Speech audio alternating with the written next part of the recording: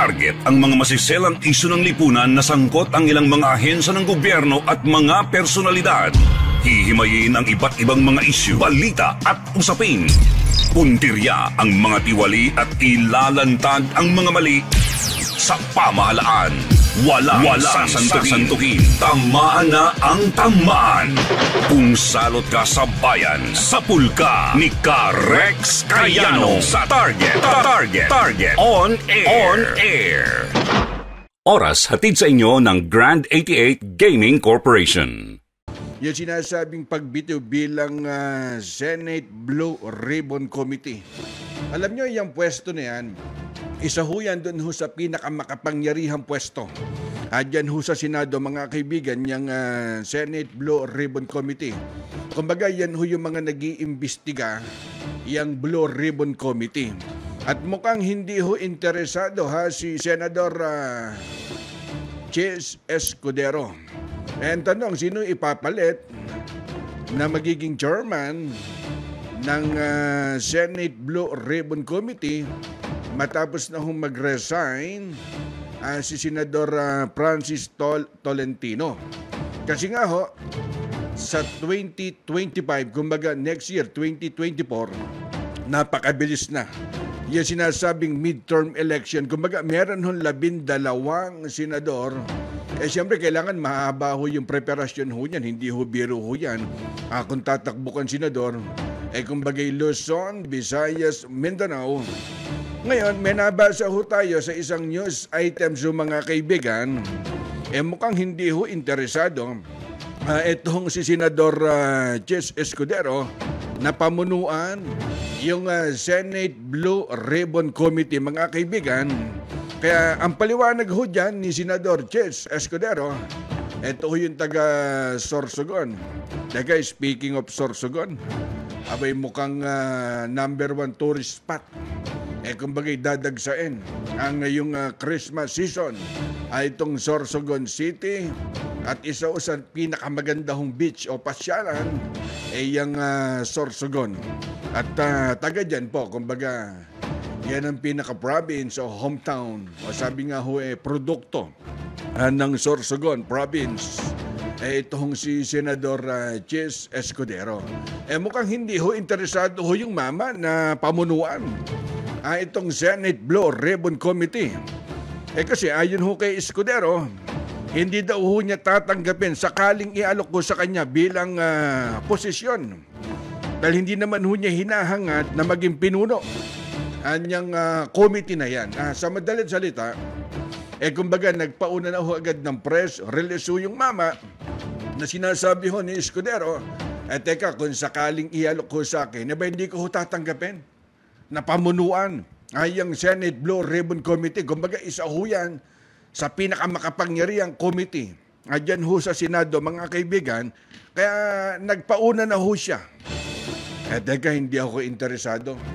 Na upuan ho yan ay ang Senate Blue Ribbon Committee na yan. And tanong sino ho ang ipopwesto ho dyan? Diba kung sakali na maghanap ho ng ipapalit? Kasi kung matatandaan nyo, una na hong kinumpirma, mga kaibigan, ni Senador Francis Tolentino na bibitawan niya. Ito po yung last week kasi nga ho, nasa ibang bansa ho siya. Kaya nung in-interview doon yung mga ilang senador, teka, mukhang hindi pa ho namin alam na meron ho magre-resign o bibitawan na ho yung committee na yan.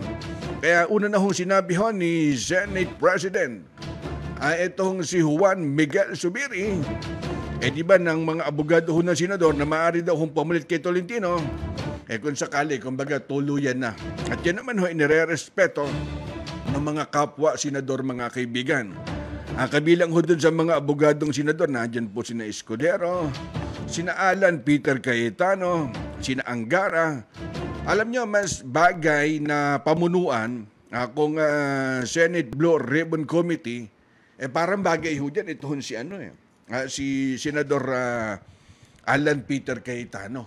Diba? Kasi pagdating po dun sa Senate hearing, o pagdinig ho dun, mga kaibigan, ang problema lang ho kasi dyan, minsan, yung mga resource person, di ba? Parang hindi ho sila nakakapagbigay ho ng panig ho nila. kapag sila iniimbitahan ho dyan sa Senado, nagiging grandstanding minsan.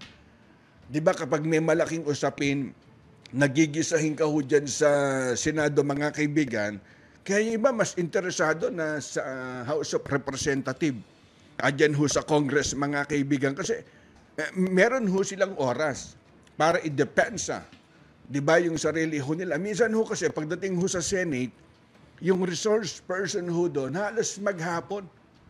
Di ba, nagkakaroon ho ng pagdinig ho sa Senado.